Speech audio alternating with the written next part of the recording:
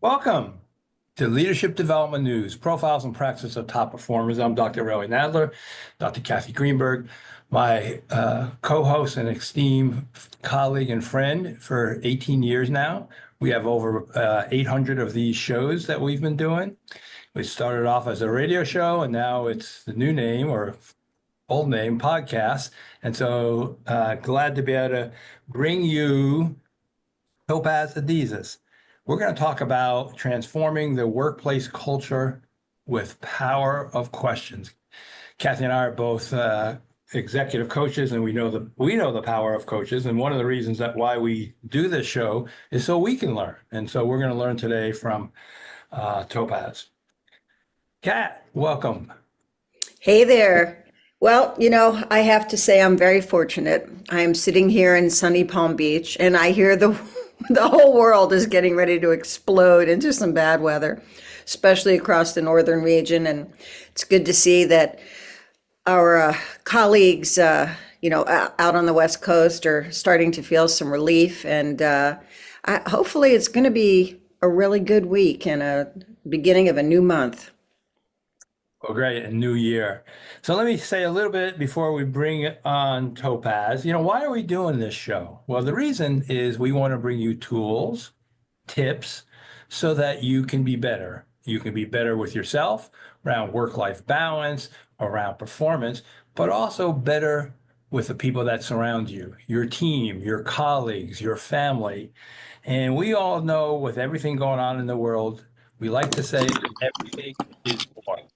So we have more pressure, we have more stress, we have more anxiety. And about 75% of us, Gallup tells us, we need more emotional support. So wherever you are in that journey, we want to bring you some tips and tools. And typically our audience is managers, leaders. And 2024 research tells us about 44% of employees worldwide say they're stressed. So it's almost half. And the key person is the manager. Gallup tells us the manager has about 70% influence over their team. That's huge. And also the manager has blind spots. When we talk about recognizing good work, managers say, oh yeah, I do that. 58% of them said I do that. Well, you, the listener, if you're a direct report, said 35%. So 24% difference of what the manager thinks they're saying and what's being received. And then one more along those lines is around feedback. Managers say, oh yeah, I give feedback. 50% say I give feedback regularly. Well, you, the receiver, says 20%. Again, about a 30% difference. So part of this is to give you a couple of tips, tools that may help you in your life, but also then help the team. And so, Kat, you want to introduce Topaz? Sure. Happy to. All right, so let's get started here. Topaz Adizes is an Emmy Award-winning writer, director, and experienced design architect. He is an Edmund Hillary Fellow and Sundance Skoll Stories and Change Fellow. His works have been selected to Cannes, Sundance, IDFA, and SXSW. He's featured in the New Yorker magazine, Vanity Fair, and the New York Times, and he's garnered an Emmy for new approaches to documentary and 2 World Press Photo Awards for immersive storytelling and interactive documentary. He's currently the founder and executive director of the experience design studio, The Skin Deep. Topaz studied philosophy at UC Berkeley and Oxford University. He speaks 4 languages and currently lives in Mexico with his wife and 2 children. You can reach him at www.topazadizes.com. Topazadizes. Welcome to the show. Hey guys, good to be here. Thanks for having me.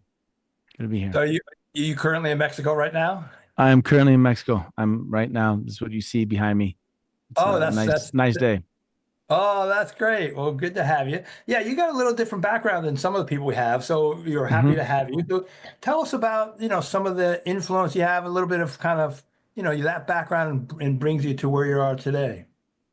Well, I think my value offering is for the last 11 years, I've held space for over 1,250 conversations between 2 people. in 10 countries. And I think that's a rare data set to have access to bear witness to over 1,250 conversations between best friends, colleagues, collaborators, exes, husband and wives. How often do you really get to see the intimate space of a vulnerable conversation? It's a rare thing. And my team and I have been honored to have that responsibility. And there's a lot that we've learned from that. So that's really where my offering is in how do you create the space for these conversations? And we could go into the influences if you like. I mean, and such, Yeah, but that's kind of my offering. okay, My yeah, experience maybe offering. just give us a little bit about, kind of the background. Like, where did you learn about these intimate conversations, or how to have those intimate conversations? Well, started by curiosity and interest, and then people trust you in the space, and you start putting questions, and you start seeing that it works, and you do more of it, and then you see these questions work, and then why did it work in this space? Why did it not work in this setting? And then when you're asked to write a book about it, you really have the moment of, okay, let me really analyze and distill down what works and what doesn't. And ultimately, it's creating the space, which we could double click on. What does that mean? And asking well-constructed questions. Beautiful. I love it.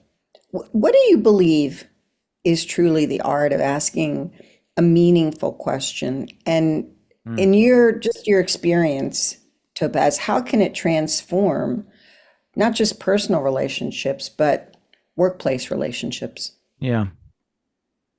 Well, I wonder if it's an art or a science. And obviously there's the sense of art because it's an intuition versus science is something that you analyze. But I do think there is, at least I've seen, there are 5 things that make a really good question in terms of a relationship with someone else. There's 5 qualities. So in that sense, you could say it's a science, like a checklist. Does it have it? In terms of the art, it would be the sequence and the tone in which you ask it and where you're coming from. Because sometimes, especially in the workplace, and let's be honest, the workplace is an important place for two reasons. A, we spend so much time there.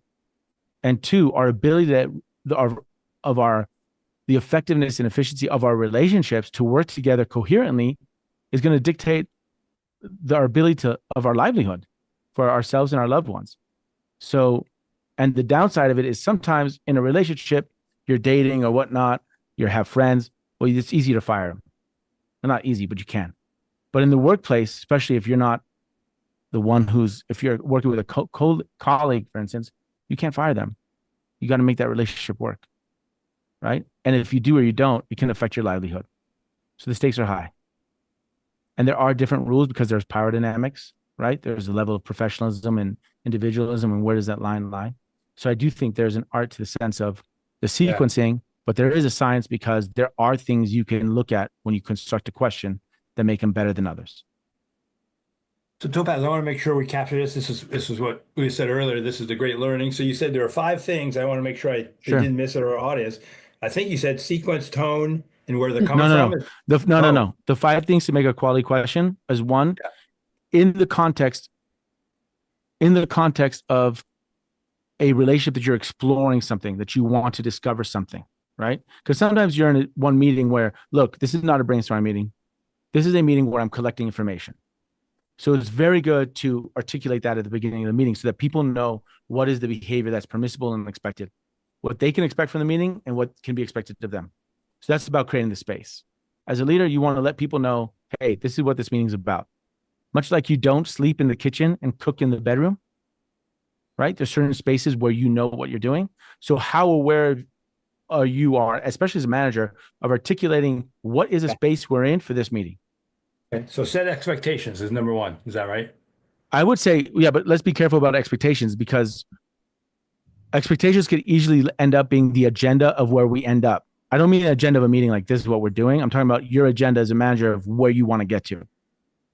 Now, there's certain meetings where you want to discover the potency or the opportunities from your colleagues, the people that you have. So you need to create the space for them to come out and share ideas. And that's the context of the conversations I'm having. And in that context, you don't want to say, hey, we want to get to this solution. You want to say, this is where we're beginning from. You want to state your intention. So I stay away from the term about expectations. It's more about what's the intention in the space. That's great. Okay.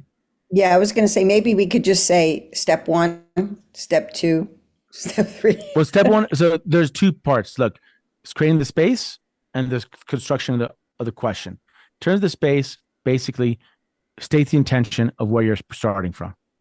Okay. Right? You're creating the space so that we know what's the space we're in, what is expected of the participants, and what they can expect from the meeting. How often do you go to a meeting where it's brainstorming and in the end you're like, this is a waste of time because we haven't decided anything? If the manager made clear, hey guys, this is a brainstorm meeting, so we're not going to get to a solution at the end, then the people on the team know, okay, I'm not upset that we just wasted time. No, actually I understand this is brainstorming. Versus if the manager says, listen, this is an analysis meeting. I just need to get a bunch of information. So I'm not looking for your ideas. I'm looking for information right now. And then you're like, okay, cool. That's what they need. Bah, bah, bah, bah. Yep. So one, the space. Well-constructed questions. What are the 5 things that make a really powerful question in the context of exploring opportunities and possibilities and how we work together? 1, don't ask a binary question. So if the question starts with is, are, do, should, would, have, I don't care what comes up after. If one of those words starts the question, you're asking for a binary response. Is this the right strategy? Yes, no. Are we doing the right thing? Yes, no. Is this the best? Should we go left or right? Left, right. So if you start any question with is, are, do, would, should, have, you're going to get a binary response. But if you're looking for the nuance, if you're looking for opportunity, start with why, how, in what way, right? That sets up an answer that you're not getting binary. You're going to get a response that we can play with, that we can explore. That's 1. Continue. Yep. Beautiful.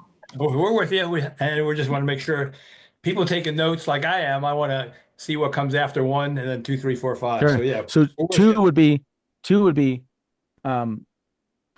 ask questions that give you constructive responses. I mean, for me, I've just seen that the answer is in the question. Yeah. Because the question shapes the answer. If you ask your children, do you want to go to sleep? They're going to say no.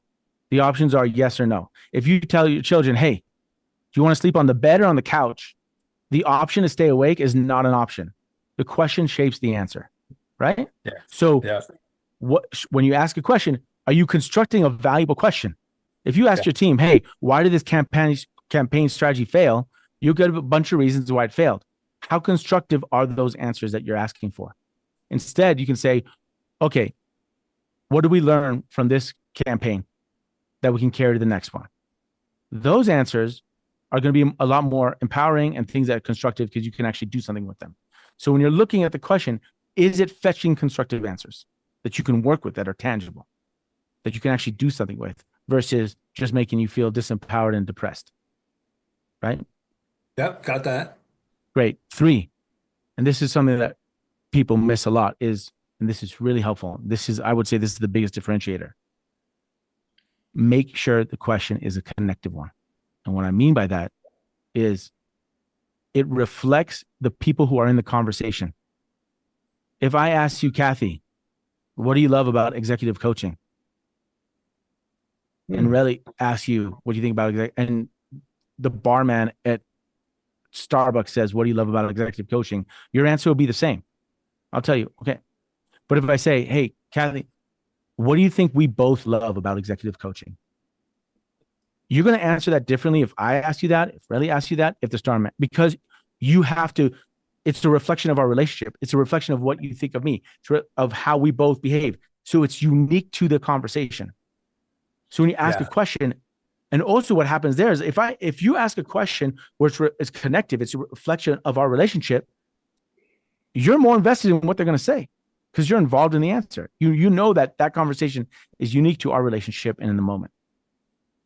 4th, ask questions as a gift, not as an agenda. When someone comes to you and you know, they in the world of lawyers, they say, don't ask a question you don't know the answer to.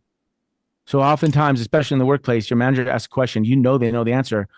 You're not wondering about that. You're wondering why they're asking this question. So you're not really engaging with opportunities and possibilities. You're engaging with political will and political, what are the politics of this question? What's the power dynamics here? What did the boss want to hear? Right? And Number so 5. You said ask it as a gift. I just want to make sure. Yeah, because what I mean by that is that you're coming at it with curiosity. You're not coming at it with an agenda about where we end up. And number 5, and this is double-sided. There's 2 aspects of this, but basically you want to ask something that connects 2 disparate ideas. What values do we have that our clients do not? How much is the pursuit of profit? How much is that costing us? What is what is our favorite lie we love telling ourselves in our company? What is the truth we hate telling ourselves in our company? Connecting two disparate ideas that you don't creates a pause. And therefore you have to explore the connection. And the flip side of that is asking questions that put you in other people's shoes. You know, Kathy, what's the hardest thing being your business partner? What do you think? What's the hardest thing being your friend? Don't ask Relly that. Don't ask Relly that. Right? Relly, what do you think is the hardest thing being your team member or being coached by you? You have to put yourself in their shoes. Yeah. That creates a different perspective. That empathy This is beautiful. is so good. Yeah. Go ahead, Kat. Absolutely beautiful. No, I was going to say, you know, as you think about the context of what Topaz just shared with us, creating that psychological safety through the types of questions that we ask each other and we ask others based on the relationship that we have with them, based on the familiarity, the context, the goal. It's such a beautiful way of thinking about setting up a relationship. And I'm sure we're going to get a little deeper into this. We're going to take a quick break. And when we come back, I'd like to learn more about the love of what you're doing now, Topaz, and all these awards that you've won, and how do they fit into pushing your deeper human connectedness in your work into the future. We'll be right back. Don't go away. You're listening to Leadership Development News.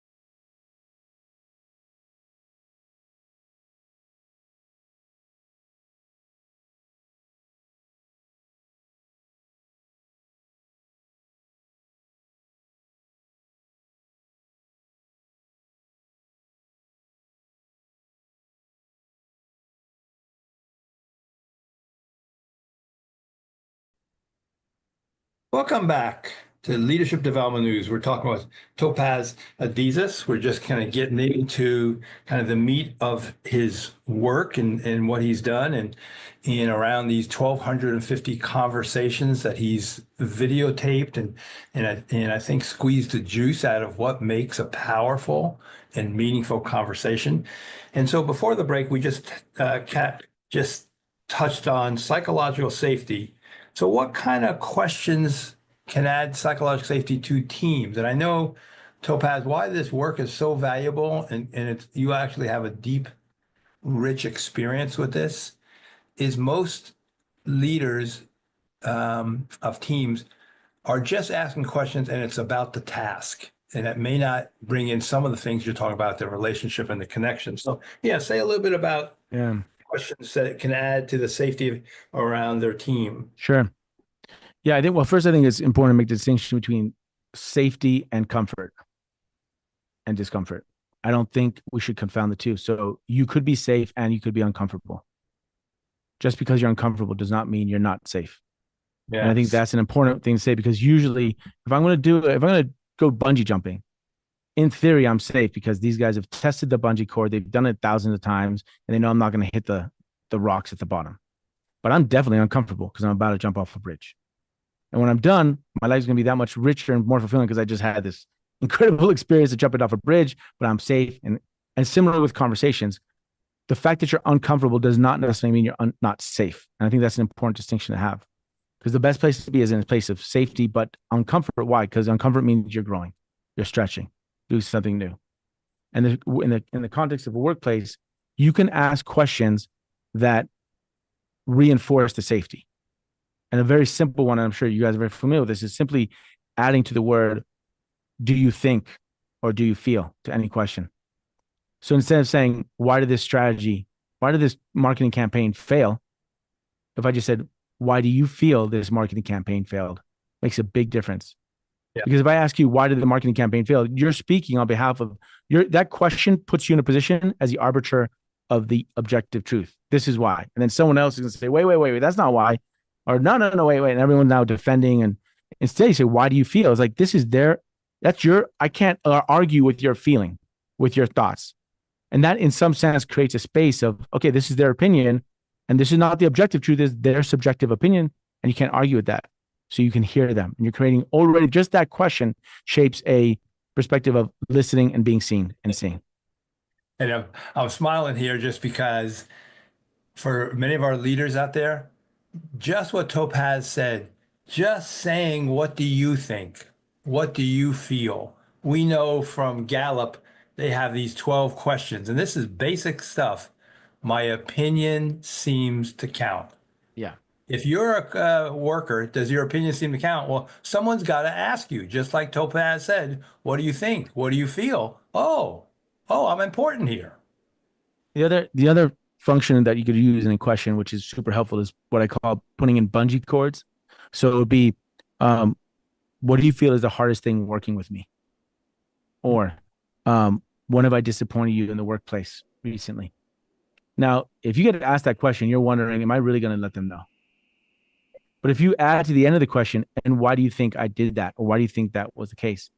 What that does is kind of bungee cord where you can enables them to go in and really let you know what they think, but then they can pull back because it puts them in your shoes and say, well, you disappointed me because you did this and that, but why did you do that? Well, because you're probably busy under stress and you were not taking the time, right? So It creates a moment of an empathy so that like, okay, I can actually go a little deeper and really say it, because of the same part of the question enables me to give a reason why and create kind of a balancing, and also puts me in their shoes. So there are ways to shape questions that invite people to go deeper while also giving them the opportunity to bring empathy to that response. I'm smiling. Of course, our audience can't see me smiling, but you can see where your background in philosophy and your experience in documentary storytelling come into play here, in terms of how you are able to architect and facilitate constructive and generative conversations that on the surface look a little confrontational, because people are I just did a program in Milwaukee for a large healthcare provider. I had about, I don't know, 80 people in the room. And they started off talking about active listening. And what I realized during this whole thing, Topaz, was they were trying to do exercises around active listening. And it was a beautiful attempt at giving them awareness. But as Relly and I have tried to explain to people over the years, empathy and self-awareness have to come first before individuals understand how they can construct a question that allows someone else to come towards them and not be pushed away from them. And so this is why we focus on emotional and social intelligence, because without an awareness in yourself of the triggers that you're going to have or the triggers you're going to, pull in other people, it's risk taking. It's a lot of risk taking. And I think you being able to create some safety around why you don't use certain words versus others is really powerful for people. And when did this first dawn on you that there was something extra, there was something magical to the way that you foster deeper human relationships with your work? I mean, just witnessing the conversations that I was saying and realizing that something is working here. Why is it working? Right. As a documentary filmmaker for many years, I realized that the interviewee is a reflection of the interviewer. So as an interviewer, and you can just apply this as a manager, you're in a meeting and you want information from your team members, they reflect you. So if I'm interviewing someone and I say, relax, relax, relax, they're actually not going to relax. Right. But if I relax as I'm asking questions, if I want them to be informal, maybe I'll drop a S word. Maybe I'll be informal. If I want them to share something of their life, I'll share something first. Because as an interviewer, you are priming the space. As a manager, you are priming the space of what kind of conversations we're going to have in that. So you invite by priming, you invite by leading, by setting the example, by saying this is permissible. If you go into a meeting and you invite people in. And I think that is a lot of setting the tone. And just going back to your question, Kathy, for me, it was curiosity that led me into a search of intimacy and connection. I did a little experiment. I brought people into a room, filmed them with 3 cameras, and started seeing where these questions led to, and started playing with the sequence and seeing what worked and what didn't. And also what I just felt intuitively worked, and then having to put some rationale to why it worked. It's so beautiful. Powerful.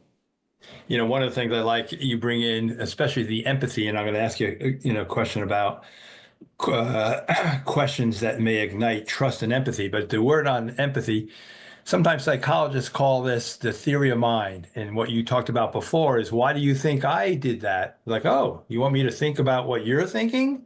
That's theory of mind, and that is some of that empathy. So have you found some questions that help ignite trust and empathy among colleagues? Yeah. I mean, it's what's in my book, 12 Questions for Love. That's a structural path to take you on that you could apply for anyone that you're intimate with. I think in the workplace, it's similar, but a little different, in that the focus is on the work that we do collectively versus our relationship. But the relationship is in service to the work we do collectively, while in an intimate relationship, it is the relationship and to the work you have of your own life experience. So, I mean, if you want specific questions, I think there's something that what do you think is the hardest thing for me at work, and what would you advise me about it? What would your advice be to me about it?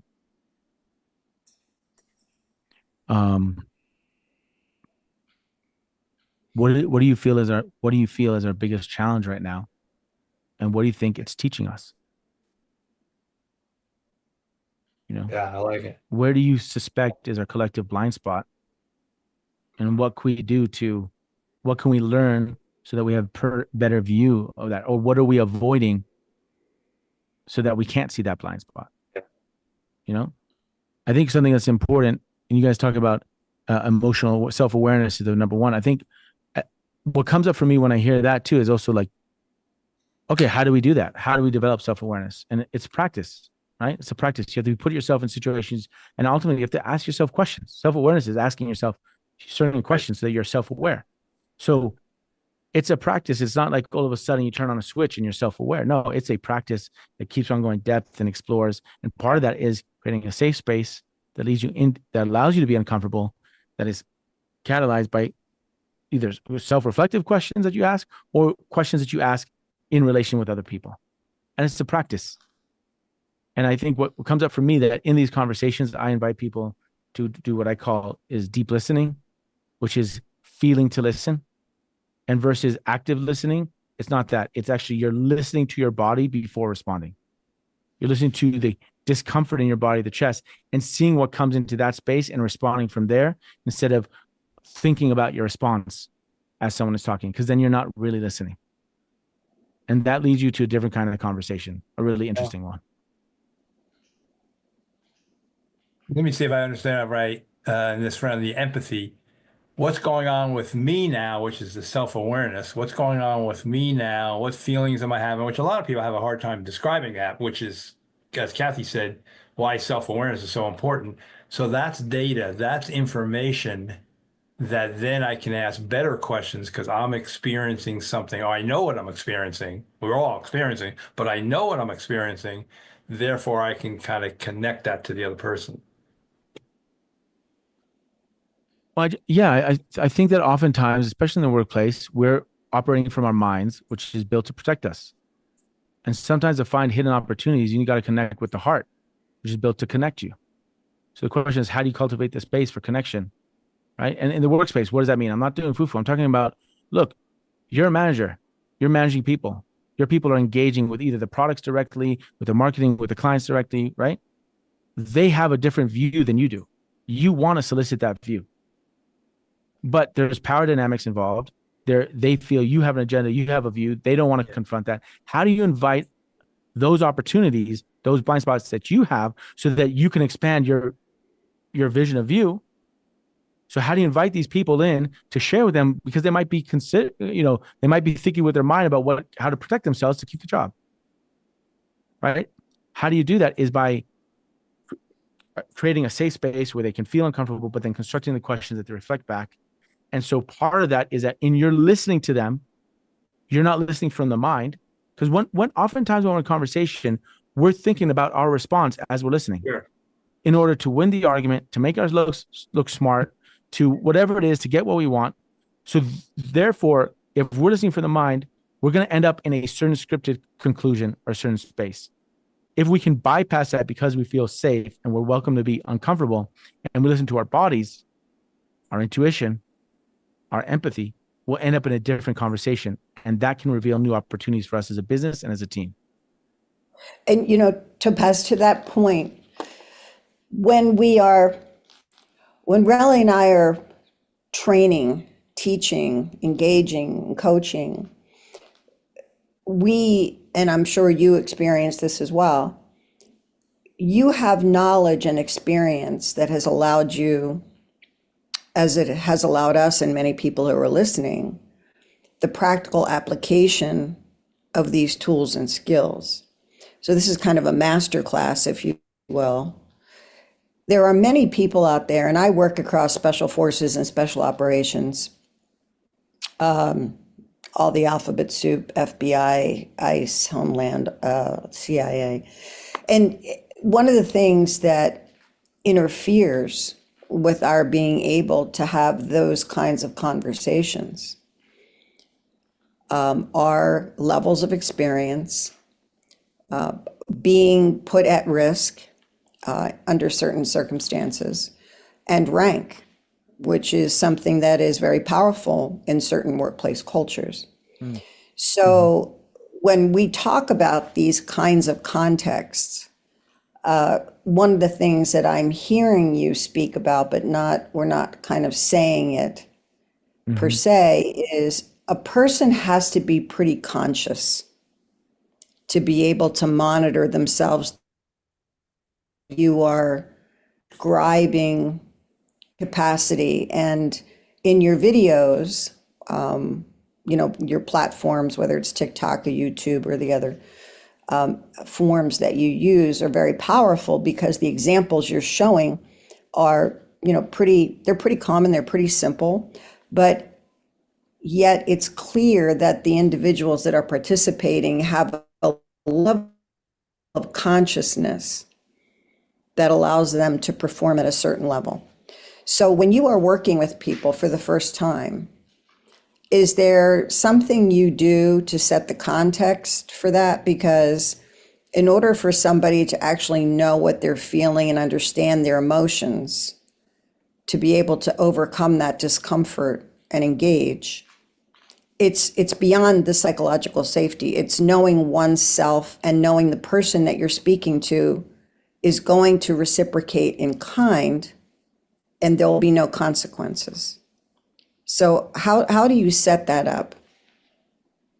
I think we learn from each other.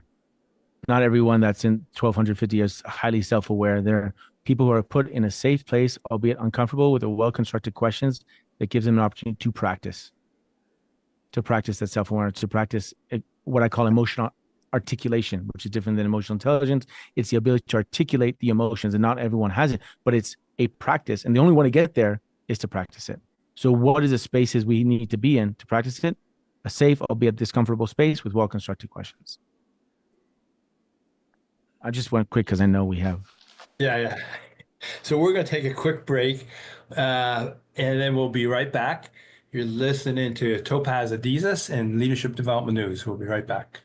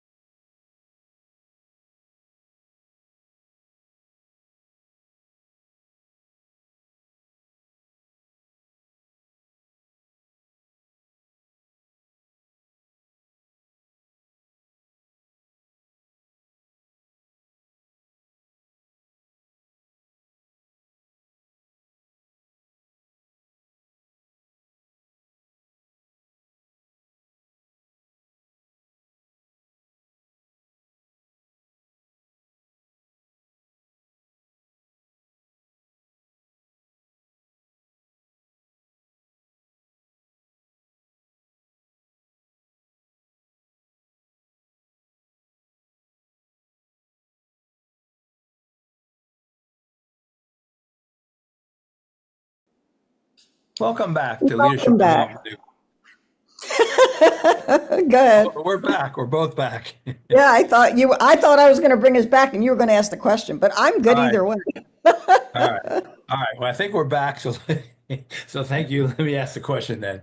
So, Topaz, one of the things we were just saying during the break, Kat and I are both working to certify people to be coaches. You get a lot of really smart people who want to be a coach, and the dilemma is they also want to give advice. So we're not talking about when someone's dying or like Kat's experience, a lot of first responders.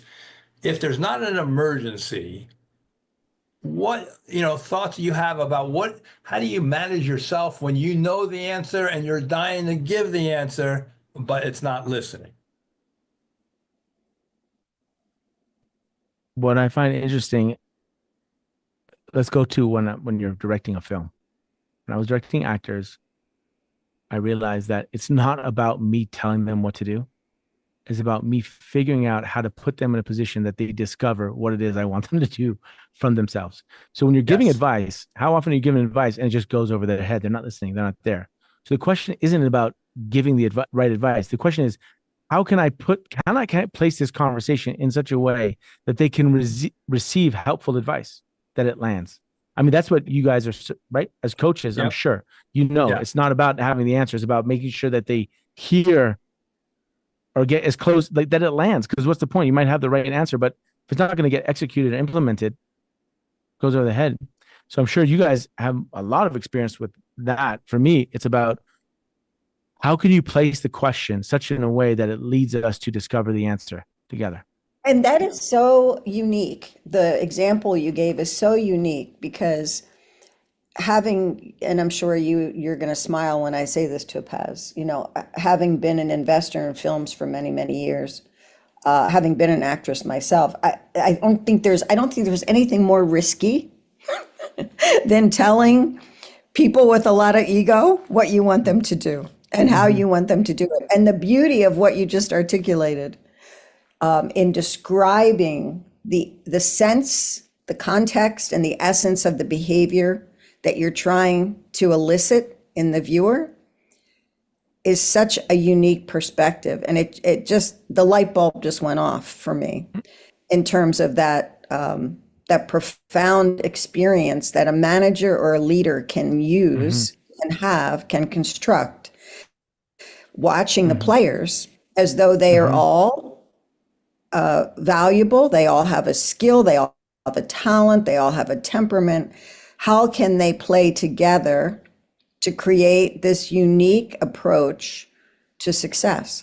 And that Yeah. is such a beautiful way of architecting a conversation among peers as well as between subordinates and supervisors. Let me give everybody your contact information once again. It's Topaz at theskindeep.com. You can reach him there as well.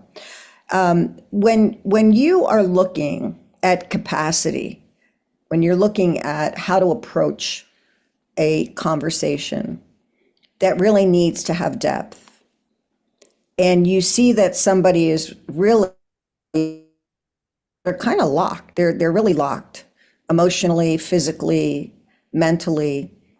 I always say sometimes letting the space be is the best thing we can do, and the awareness alone is the result we need. When you know somebody is in that state, is there a way to unlock them? Mm. Slowly. I mean, you said it, it's like letting the space be. And I think the key thing is oftentimes we're so focused on answers, much like we're focused on getting the answer right now, and Yeah. it grows. So the question is, what are your habits? What are you practicing? Is your team practicing these kind of conversations once a week, once a quarter? Just like you review your KPIs and think, are you practicing enabling these people to come out? Because they're not going to come out the first time you offer it. And you pushing them on an expectation of how they should be is going to push them against the wall. It's not an invitation in.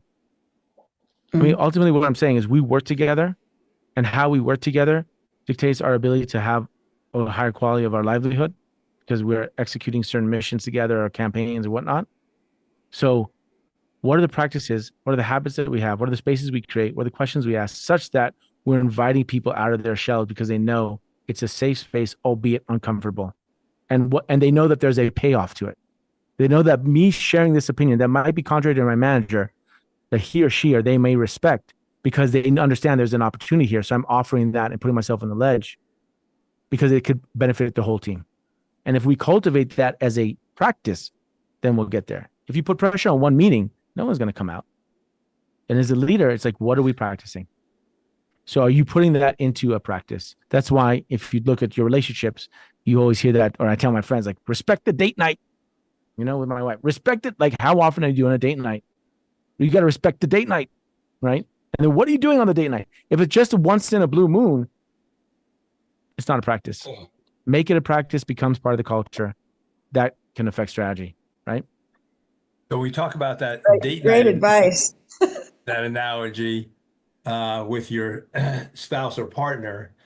For managers, there's so much research, and Topaz, you probably know, if you can have as minimum as a 15-minute one-on-one meeting. And so what I tell people all the time, that's your power stance. If you're not having one-on-one meetings, you've lost your ability to influence. And Gallup says minimum of 15 minutes. Now, half hour, it should be longer, Topaz, to ask some of these questions like you're there, like you're talking about, that the person can feel safe. And it's not going to be the first time, like you're saying, but they're like, okay, maybe second or third time, the real intimate conversation is going to come up. Look, the thing I just want to bring in this is that there is a power dynamic in every workplace. And as a leader, if you don't acknowledge that elephant in the room, you're not inviting people out. So number one, we got to acknowledge that power dynamic. And number two, part of the power dynamic is who's asking the question, right? Why are we talking about that question? Now, what's helpful is if you invite other people to create questions, because that, at least it's subordinates, because that kind of evens the field. Or if you're asking the question, let them know why you're asking the question. If you come out, and that's part of stating your intention. We're asking this question, and I want this meeting because I really don't know what the answer is. Or actually, I do know what the answer is that I feel, but I don't know if it's correct. And I need you guys to troubleshoot it. That's an invitation for them to step out.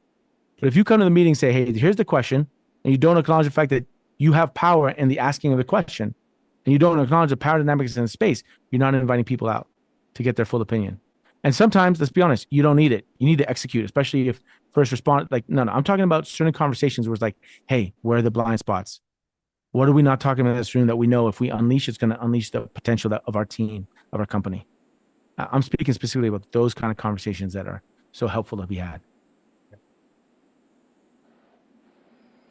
I'm loving this conversation. It's so, it's different. It's very unique from the kinds of conversations that we have, because people generally come with their bags packed and they have a way of being that forces you to be a certain way. And it's very hard to have a constructive and generative conversation when everybody's standing in their role and not leaning into the conversation, really trying to create vulnerability so that somebody can actually feel a connection, because you can't reveal and empower anybody without a connection. So I've been enjoying this very, very much. Thank you. What's next for you? What's going on for you in the future here? We have a number of products and toolkits that we're offering to the workspace. So it's the end at work. We are launching 2 new projects. There are different ways to engage in different environments. We are, we have this incredible, powerful format at the end, which creates a lot of listening and does well on social media. We see ourselves as a corner of the internet that's your digital dose of humanity. So we're applying that to different thematics, different conversations. A digital dose of humanity. We'll need that. There is no civility anymore. It's so nice to know somebody's actually thinking about this and making it possible. I think these conversations that we have that explore our relationships and our blind spots and our vulnerabilities are going to be the most important things to view in the future, where not only forget about the polarization and alienation that happens now due to that everyone's in their own silo of algorithms, social media and information. AI. Right now, you're going to get so many things that are going to be executed and implemented by either AI software or robots themselves. So what is the space left for us humans? It's not in the executive critical thinking action. It's about the questions we ask and how we communicate, because we're learning at different rates than AI. In one AI node, learns something, the rest of the system learns it at the same second. Therefore, it's all ubiquitously the same. We humans are uniquely created in different ways, totally different ways. We use the same word, which means different things. We see things, different experiences.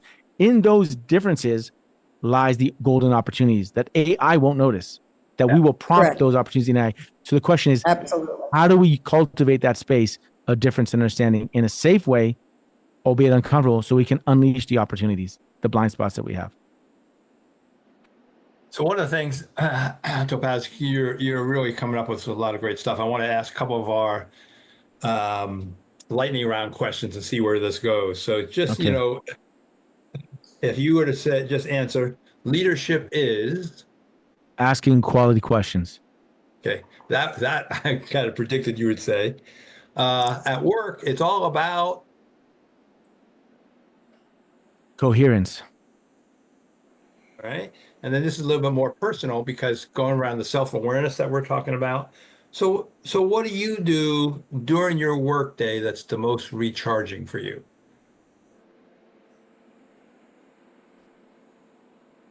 During the work day. During the work week is at the end of every week we play the game. We play one of our products, teamwork, self. We have 15 different editions. The team plays it. So we know this is a stage where basically we're taking this And space. if everybody, Yeah. Everyone will if answer people a go question. to Topaz at theskindeep.com, they can see all these games that you have and the products and the services. Theskindeep.com. That's where you want to go. Theskindeep.com. And on socials, it's the Skin Deep. Okay. All our products are theskindeep.com.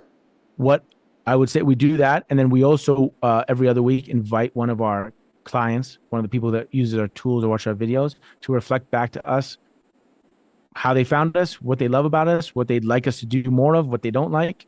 And that really inspires me. On a daily basis, what inspires me is, good question. I would like to say walking and taking a break, but I don't even do that. I don't even know what to tell you. That's a should, but yeah, you should do I that. mean, these conversations inspire me, honestly. Yeah. These conversations, talking to other incredibly like-minded people who are doing their own work, who are applying their curiosity, that in conversation, I get so much fuel from it. So that's beyond daily. And to kind of just highlight what you're saying, and then we'll bring us to a close. So this conversation, I'm feeling it. I'm sure you're feeling it. You said, Topaz, what's going on? What's invisible to us is oxytocin, serotonin. Some of that warmth that I'm feeling towards you and I'm feeling to the connection is under trust. And so that's one of the things that's really important to get in touch of. If you're saying, I feel connected. I really like that conversation with Topaz. Well, why? I was having these neural chemicals getting released. So, Kat, we'll let you kind of bring it home. Go ahead. Yeah, I just wanted to say thank you, Topaz. This has been a really genuine conversation. It's been enriching. I've enjoyed it immensely, and it's always a wonderful experience to learn from your brothers and sisters in the field. Thank you for what you're doing, and thank you, everybody, for tuning in to tune up your performance with us every week at Leadership Development News. And don't forget to get your free ebook and a lot of other goodies that you can find at Dr. Relly Nadler and his website. And we're always looking to have coaches join us for our trainings. We have one coming up in March, one coming up in April. Coach certification for first responders. You can go to commandcollege.org to see the schedule. Take good care, everybody. Until next time.